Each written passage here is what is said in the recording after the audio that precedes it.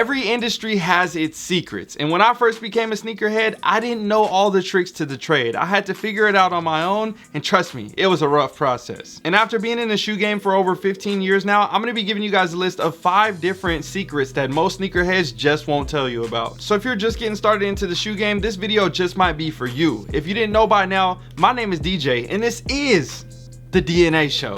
So one question that a lot of people ask me is, DJ, how do I get my sneaker collection like yours? I think these 5 tips are definitely going to be very essential when it comes to growing your sneaker collection and taking your game to the next level. Tip number 1 is going to be smashing that like button, because you know that helps the algorithm oh so much. But now for real though, tip number 1 is going to be working trades. Now what do I exactly mean by making trades? I think every sneaker is going to have a value no matter if it's high or low, and some sneakers actually increase in value, which we may or may not know about by now. But shoes go up in value, and what does that mean? You now have equity in the shoe. And for those that don't know what equity is, let's say that you have a pair of sneakers for 200 bucks and now they're worth $1,000. Now you have $800 in equity in that shoe because you already initially spent your $200. They're worth $1,000, which means there's an $800 gap in between, and now you have room to play. Just like you do when you're purchasing homes or leveraging other material items in life, you always want to leverage your equity to then use that for your advantage to get something bigger and better that you want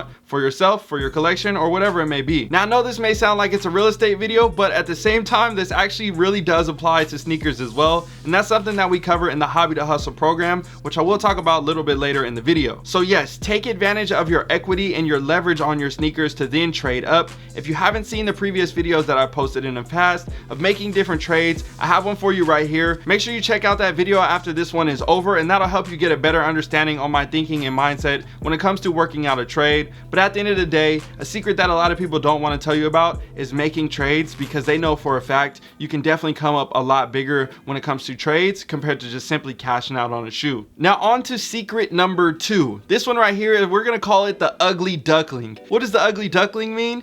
Everybody has a sneaker in their collection that they call the Ugly Duckling, simply because everybody doesn't like it, yet at the same time, you still love it. So one common shoe, for example, that a lot of people makes fun of, but I actually really love it, and I'm still gonna always love it to this day, is going to be the Nike Air Monarch. I've always thought this shoe was dope. I don't know what it is about it, but it's just simply the ultimate dad shoe. And one day when I become a dad, I'm gonna proudly rock this shoe as well. So I think it's just always been instilled in me, and I'm ready to rock these someday. So when I bring this topic up, I want to let you know it is okay to have that Ugly Duckling sneaker in your collection. It is okay to have a shoe that everybody else doesn't like. I don't like all the Yeezys, and that's completely fine. People like Yeezys, I get it. Go ahead and buy what you like, and that's what I really want to emphasize in today's video as well. Buy what you like, because at the end of the day, you're the one that has to spend the money, not everybody else. So their opinions honestly really don't matter. And for those of you that do have the Ugly Ducklings in your collection, if you know what I'm talking about, I'll post a picture for you guys that don't know what I'm talking about. But anyways, drop a comment on the whole broad spectrum of what Ugly Duckling sneakers do you have in your collection? What shoes do you have that you purchased that you really love, that everybody makes fun of, and no matter what, you don't care? I would love to hear what those sneakers are down below in the comment section. Now, third on the list, we are going to have Buffalo Exchange. Just simply Buffalo Exchange, or other thrift stores, but I want to highlight Buffalo Exchange in particular. I know for me personally, living here in Oregon, I have seen Oregon PEs get sent to Buffalo Exchange. People drop off their collections, and people literally come up on crazy shoes just simply at the Buffalo Exchange here on our local Portland stores. Now I know that is an ultra rare case simply because we live in this area, but at the same time, just like they dropped off those PEs and stuff, they also dropped off a bunch of retros, and I was actually able to make it to the store in time to pick up about 10 different pairs of retros. This was back in like what, 2010 or 2011 when this happened, but at the end of the day, this still happens today, and you can definitely find some bangers in there for 20, 30, 40, 60 bucks,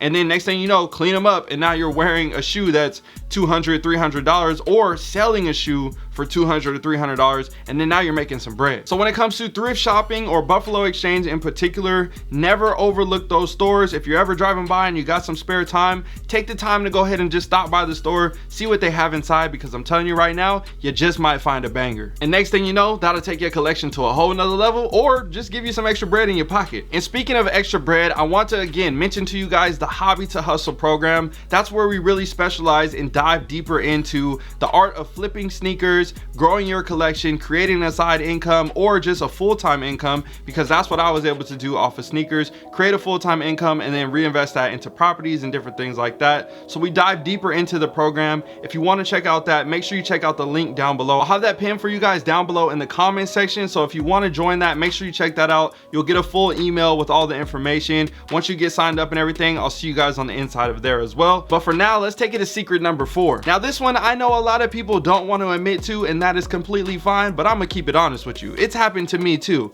That is overspending on a pair of shoes. Now what does that mean? Hype gets to you, you really want a shoe oh so bad. Next thing you know, you go and spend $1,200 on a Dornbecker 5. Me, that's what I did. I spent $1,200 on a shoe. I don't even know, it might be worth $1,200 still to this day, but at that time, I just knew I was spending too much money, but I wanted the shoe so bad because I had every other Dornbecker sneaker from the collection, and I just knew I needed to add those in there to complete the set. So it made sense for me at the time, but at the end of the day, I knew for a fact I should have never pulled the trigger because I knew I could have got them for a cheaper price.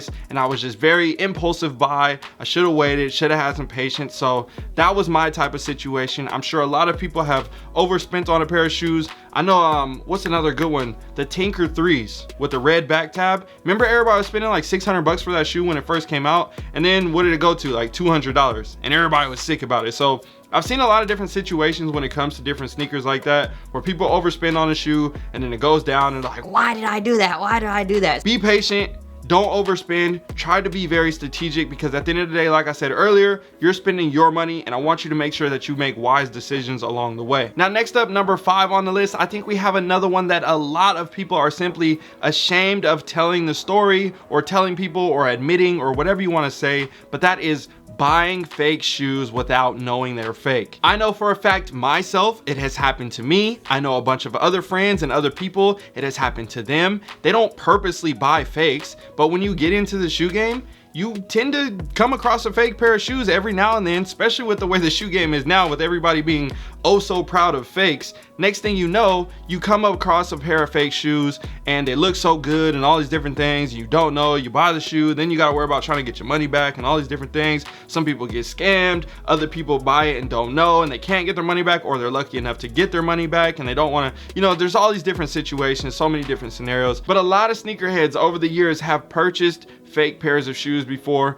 not consciously doing it. Some have consciously done it and I completely understand that, but at the same time, when they just didn't know, I completely get it. So don't fault them for it, but let them tell you their stories. Let them express their experiences to you, so that way you can know how to not get hit with a pair of fakes when you think that you're spending your money on a pair of authentic pairs of shoes and different things like that. And again, the whole resale market, when it comes to everybody loving fakes and all those different things, they can do that. I'm not mad at them. The rep gang and the rep world, whatever they call themselves, completely fine. You guys do whatever you want to do. I'm talking about simply the people that want to purchase an authentic shoe and buy a fake one by accident and they don't know. And at the end of the day, like I said, this is definitely a secret that a lot of sneakerheads just simply don't want to tell the truth to. Like I said, when I first got started into the shoe game and I was 15, 16 years old, I bought a fake, actually honestly bought a couple fake pairs of shoes and I didn't even know it. I was rocking them to high school and everything. And then once I found out, oh yeah, they were gone. I gave them away to my cousin and I had no problem with dismissing that shoe forever because I just knew that was a fake. I didn't want to have a fake, but at the time I didn't know they were fake, and that's completely fine. It happens to the best of them. Like I said it again, it happens to the best of, I ain't saying I'm the best of them or anything, you know what I'm saying, but all I'm saying is it does happen to the best of them. I think you definitely can learn a lot of different things when it comes to these 5 different bullet points on this video. There is plenty more in the Hobby to Hustle program. This is just a small tip of the iceberg when it comes to the shoe game, but this is definitely a cool little beginner's guide for you guys. I hope you enjoyed this. I'm excited to share more videos with you. We got a lot of exciting announcements coming. I'll see you guys in another one. All right, y'all, I'm out.